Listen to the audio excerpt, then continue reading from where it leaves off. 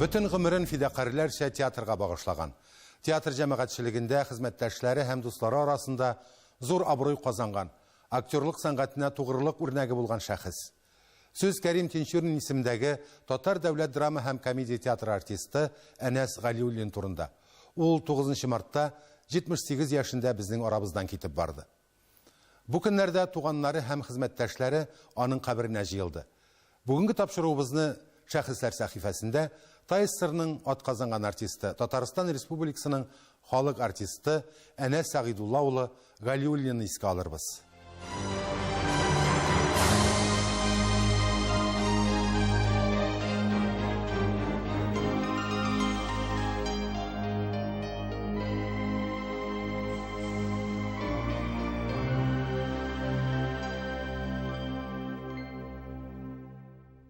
Ягез, батыр егетләр, сөйләгез.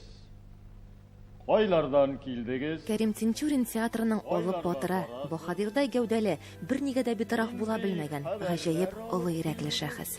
Әнәс Галиуллинны театрда бик сагыналар. Катержан Искәндәров, Николай Александрович, кеше күрмәгәндә бераз электрләсәң зыян юк. Нигез ташларында Хәлил, Терезаның туган көнендә Антонио һәм башка рольләре аңа танылу алып килде. 60 мең сум акчасын алып. Әнәс Сагидулла улы Галиуллин 1940 елның 14 декабрендә Татарстан Республикасының Әлки районы Чуваш Кишево авылында туган. Алабуга мәдәният агарту училищесын тәмамлый һәм Кәрим Тинчурин театрына эшкә урнаша.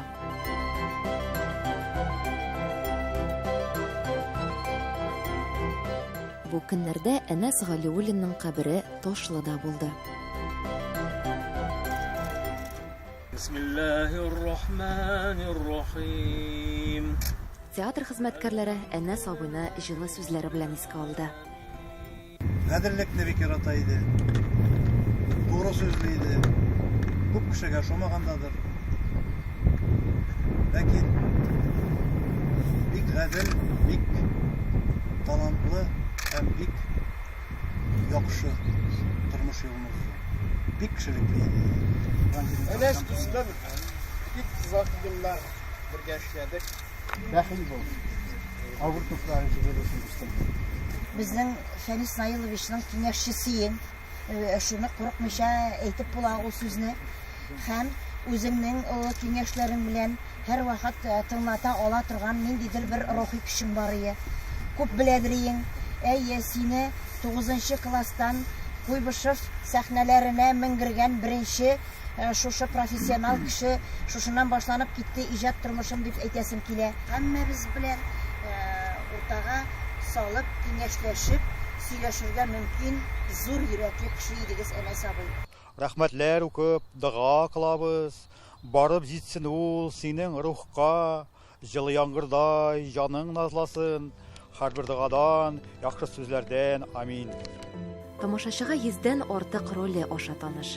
Әнәс ага аларның һәр кайсын зур осталык, үзенә генә хас табигыйлык, тормышчанлык образны нечкә тыймлау белән уйнады.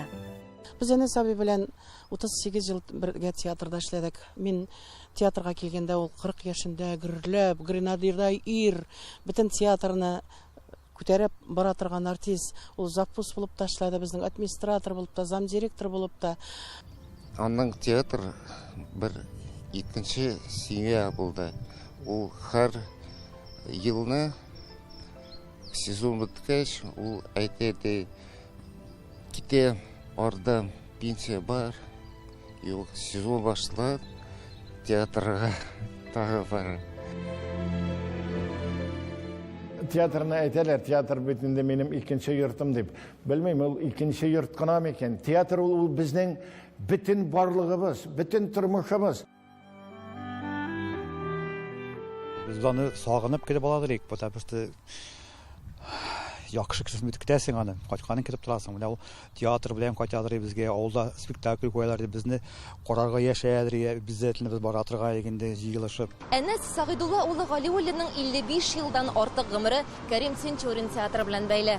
Үзенең күп санлы рольләре белән беррәттән ул әле театрның җәмәгать эшләрендә дә актив катнашты. коллективның правком рәисе булды. Моннан тыш Казан мәктәпләренең берсендә 20 елдан артык драма түгәрәген җитәкләде. Балаларда һәм яшүсмерләрдә туган телгә, театрга, сәнгатькә мәхәббәт тәрбияләде. Безнең бүгенге видеоязмабызда Әнәс абыйның рухына дуга булып барып ирешсен иде. Ләйсән Хаҗиева, Татарлар, Казан.